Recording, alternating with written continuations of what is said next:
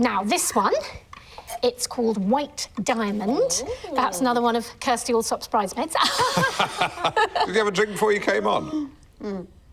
It's champagne, lime cordial, big slug of Cointreau, white grape juice and egg white. Like poached egg? Oh, no, it's raw.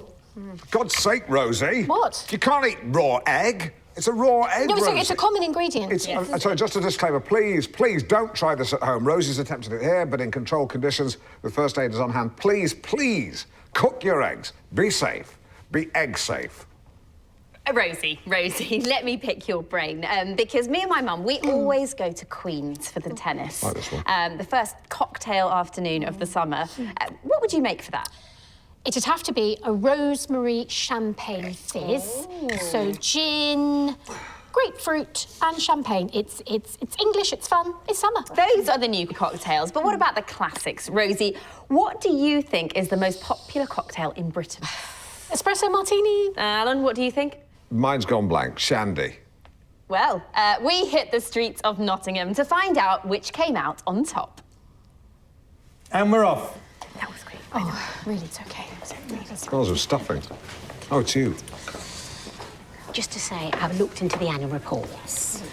And it turns out Jennie earns slightly more than you. OK. It's to do with the way the deal is structured. It's an accounting quirk. OK. It's only about £200, but it just means she's higher than you in the list of the BBC's best paid presenters. OK. Are you OK? OK, I'm OK. So you're in a bit of a pickle. You want more, but you don't want to complain because women have got a bit big for their boots. Yeah, all right, Lynn, that's for the car, but thanks for the intel. Have a white sparkle. OK, places, people. You like egg, don't you? And we're back in 5, 4. So there we have it. The mojito is Britain's favourite cocktail. And Rosie, you're making us one to end the show. I am. Now, the secret to a good mojito is not to overdo the mint. So, it's lime juice, sugar, a little mint, they're already in the shaker. Go on, make it then. And, yes, a handful of ice and a good slug of rum. Oh, I love rum. And then you give it a good shake.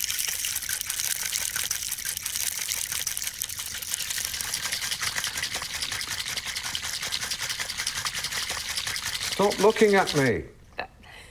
Certainly gave that what for. Would you like to have a go, No, Alan? not me. I never know where to look when I do that sort of thing. It requires a certain kind of confidence that, for whatever reason, I don't have. That's why I don't play the maracas. Give it here. All right. Stiff. It's loosening. Very stiff. Have you got it? All right. OK. Take it.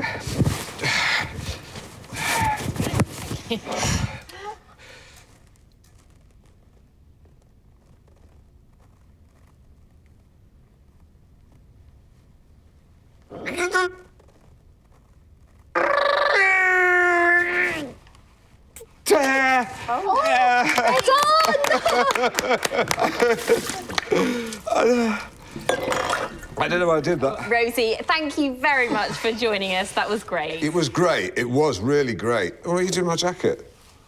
Sorry for bollocking you before about the raw egg thing. But don't do that again. Oh, and I believe Simon has an email. Simon. But first, how many of you out there are 100 years old? More than you might think. National statistics say there are 14,000 centenarians in the UK. And that's enough to fill the Birmingham Arena. Wow. Yeah, although presumably they need a lot more toilets. The latest addition to that exclusive 100 club received her telegram from the Queen this very morning. And as her granddaughter writes, she's a big fan of this show. Aw, here's what she wrote. 20 seconds. Where's my fucking water? I made it very clear I need a glass of water after exercise, or else white saliva forms at the corners of my mouth. Whose is this? That's mine. Careful, it's fizzy. What? And I'm delighted to say Rose Haig joins us on the line now. Rose, are you there, my love? Well, of course I'm here. Where else would I be? Rose, many congratulations. Excuse me.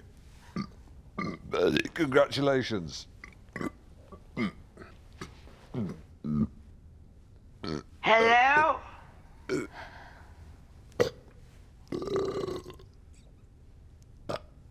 There we go. Rose, can you tell us where... No, leave it here. Here! Because if you leave it there, I can't reach it, you stupid girl. Rose, I believe your father was a captain Now, of course, stationed in the I army. grew up in the Raj, 1930s. Yes. It's perfectly pleasant. One can be rather misty-eyed. Of course, the hangover was rather botched. Mountbatten did what he could, poor old Dickie, Ratchet. That's lovely. I was just wondering about the secret to your old age. I'm talking, young man. You Sorry. normally interrupt people when they're speaking. I've been called a young man for quite some time. Stop mumbling. Why are you staring at me? What's your name? I'm a Partridge. The point being, we had a houseboy. Not a friend, you understand, an Right. employee. Okay. He used to run errands, and we called him Brownie. Right. Not the sharpest of fellows, but curiously, he was not an Indian. Okay. He was a Negro. And they are very different, because whilst physically stronger, they... Oh dear, we seem to have lost Rose there. But yes, a great achievement and a colourful character. Different times, and apologies there for the wind and the racism. And there we have it, a brief but fascinating exchange between Jennie Gresham and the Princess Royal. Plenty to unpack. We learned Her Royal Highness is, in her words, very well, and pleased that she could be here. She went on to describe her duties as varied and talked about her affection for her family. Good, solid stuff. Now, though, it's time to hear from you at home as we ask for your thoughts on what the future holds for Britain's favourite family. Of course, we've also been asking for your encounters with royalty, and don't forget to share your tips on modern-day etiquette. Keep those coming in. And tomorrow, should we scrap HS2? Jesus Christ. Well, we do need to hear viewers. Why? Why do we need to hear from the viewers? Tell us what you think, join the conversation, get involved, share your views. Is it snowing where you are? Do you like fireworks? What's your favourite soup? Who gives a shit? Excuse me, apologies for the language there. Michael Gove said we've had enough of experts. Do you know who I've had enough of? Idiots. I'm not sure I'd call our audience idiots. Look at the tweets, Jenny. I mean, read the mailbag. Everyone at the BBC thinks it. They never say it publicly, of course, but behind closed doors, whispered in the corridors, that's where you hear the truth. They think Countryfile is boring, they don't understand darts, and they don't really care about your opinion. The BBC is committed to letting ordinary people have their say. There's nothing in between. It's either BBC 4 Live from the Hay on Wye Book Festival, or other people telling us they think dogs are better than cats. You feel like throwing open your windows and saying, I am hopping mad and I want something in the middle. Are you finished? Julian Fellows. I don't like Julian Fellows. What's that got to do with your argument? Nothing. I just don't like him. Well, I'm sure, Simon, we have plenty of viewers getting in touch with their royal story. Well, actually, we're getting people shouting Alan's slogan from their windows and tweeting in to let us know. Let's see, we've got Bournemouth, I'm hopping mad, I just want something in the middle. Southend, I'm hopping mad, I want something in the middle. Same with Warrington, I'm hopping mad, something in the middle. Hull. I've touched a nerve. Anything from London? Nothing from London, no. Well, we're in London. Let's go and have a look. Terry, come with me. Simon, do you want to come? No. I'm sorry I clouted you. It's all right. Everyone, go to your windows, open your windows, and just shout out at the top of your voice, I'm hopping mad and I want something in the middle. This way. Follow me, sorry. I can hear them now. Okay. Keep shouting. Keep shouting. Hey, you. Say that again. Say the whole thing. Right, so you get that. Cheers. Cheers! Good. They're all saying it. Yeah, all right, whatever. Fucking idiot. Yeah, that's not going to happen. Anyone else hopping mad who just wants something in the middle?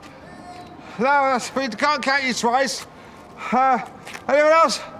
Any more? No? I mean, that's 3 people. They say for every person who complains, there's another 20 who silently agree, so that's 60 people in this area at least. Minimum. You roll that out across the country, it's got to be 1 million. And here is the woman herself to tell us more about her new series that shines a light on women in science. It's writer and broadcaster Dee Gilhooly. Just to clarify, by the way, some viewers may mistakenly think that your second name is Hooley and your first name is Deagle. In actual fact, your second name is Gilhooly, your first name is Dee. That's a full name, not an initial. Yeah. Welcome. Wicked to be here. Cool. So you're perhaps best known as one of the regulars on Radio 4's Woman's Hour. Which, by the way, guys, well worth a listen. Oh, I wouldn't have had you down as a fan, Alan. Well, it's a curious story. I was actually stuck in traffic and Classic FM were playing music from an advert which I dislike. So I found myself listening to Woman's Hour and I thought, this is actually good. Tell your friends. I did. I told 10 men and they will tell 10 men and they will tell 10 men to tell 10 men to tell 10 men. It sounds like the kind of song you'd sing on a coach trip, but it's actually true.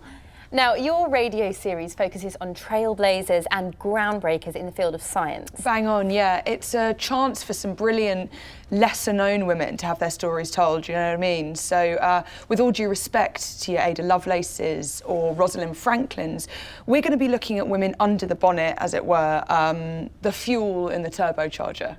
Because there's some fascinating women here. We're talking Vera Rubin, Nettie Stevens, Cecilia Payne. I mean, brilliant women. Oh, kick-ass women. Yeah, Cecilia Payne's actually is an amazing story. A British astronomer, got her doctorate at 25, boom.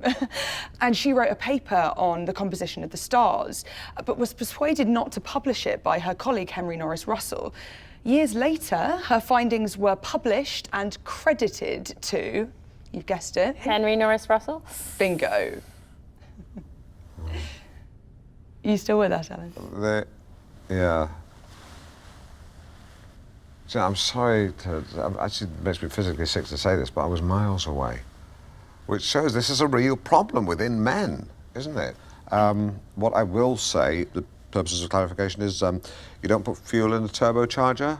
It's a small turbine housed within the exhaust that utilises excess gases, loops them back round, increases power output. So small capacity engine, big hike in power, very efficient. That was told to me by an engineer in oily overalls called Karen. Woman. Fair play. Yeah. Well, because women in jobs like that have to put up with their fair share of jeering, you know, even now in 2018, and they just have to accept it. If I can just speak as a male, I'm sorry, I have sinned. I've stood on the pavement with other men and slow hand clapped as I watched a woman try to parallel park. And that's wrong. And I think if I saw the same thing happen today, I would just, you know, shout out instructions. Or just leave her alone. Yeah, I'd shout out instructions or just leave her alone. I'd ask her which she prefers. Or just leave her alone. Or just leave her alone. Yeah. These issues need to be aired by women. We're still seeing powerful men harassing women when all they want to do is do their jobs and be left alone. Amen. Hey, women. I mean, I feel you. I feel you. I don't mean I feel you. I wouldn't do that unless I was your doctor or your boyfriend. But I totally identify with what you're saying. Well, I think the Me Too's a woman thing, Yeah, really, exactly. isn't it? I mean, I'm not sure it's that helpful for a man to presume to know what that's like, to be honest, but anyway. Of course it is. Yes. You know, if men actually listened to what women were saying on harassment, then they'd shut up and listen, but they don't. You know, so we're still seeing the same things time... I've been sexually harassed. I'm sorry, I wasn't aware. It's not quite the same thing that women have been through, but it is a bit. A baby leopard seal there called Silas. And Silas is one of the stars of Ice Pups, a new documentary following a pack of leopard seals over one Antarctic winter. Hydrogeleptonics, to use the Latin term. Yeah, I'm doing a little bit of reading, so... Someone's very keen. Yeah, well, I'm keen. I'm keen to give of my best. Here to tell us more about these mustachioed mammals is the show's creator, Alice Clunt. Welcome. Oh, it's Alice Fluck. Right, I see what I've done. So, Alice, this isn't your first time getting close to the animal kingdom, is it? Once upon a time, you were shortlisted in the Shell Wildlife Photographer of the Year competition. Many moons ago, yes. The oil company, Shell. They used to sponsor it, yes. Well, do you know what? Good for them. I mean, you know, they get a lot of stick, don't they, for the Exxon Valdez oil spill. But then they sponsor a prize for animal photos, and you think, maybe it's time to take a fresh look at Shell. But tell us about ice pups, because leopard seal pups really are the most incredible animals, aren't they? They really are, Jenny. I mean, what you see in the pups and hopefully in the film is their spirit and their personality. Because don't forget, these guys are living in the most inhospitable place in the whole world. You know, they are tough. You do not want to mess with a leopard seal. Well over a ton, teeth like giant daggers, top speed of 20 knots. A German U-boat commander would kill for velocity like that. Awesome. Well, what you see in the film, they do have this wonderfully playful side as well. And how? They toss penguins around like a rag doll and batter them against the sea till they're dead. Just wait for it, for fun. Brutal. Well, they're mischievous, certainly, and that comes from just being so intelligent. Well, the Allies trained them to deliver mines strapped to their backs to scuttle enemy craft in harbour. Boom, successful. We don't really touch on that on this film. This film is more about them in infancy and adolescence, and hopefully it's one the whole family can enjoy. Not wrong tone. Wow, they're plucky little so-and-sos though, aren't they? They have to be. You know, they're only weaned for a month, and then it's up to them to fend for themselves. Oh, breaks your heart, doesn't it? When you're around them such a long time, it is hard not to get attached. Oh, I think I'm a bit in love. Oh. Bless them. They're the most adorable little creatures. They seem to have such personality. You almost want to give them a name, Well, don't you? this one's called Silas. Yeah, I know. I mean, a better one, though, like Richard. Oh, I don't know whether to eat him up or wear him. Do you know what I mean, though? I suppose Eskimos do both. Well, you find leopard seals in the Antarctic. Falklanders, then. Now, Alice, the film ends with the sound of a seal cry, and it's quite a sound, isn't it? Actually, let's hear it.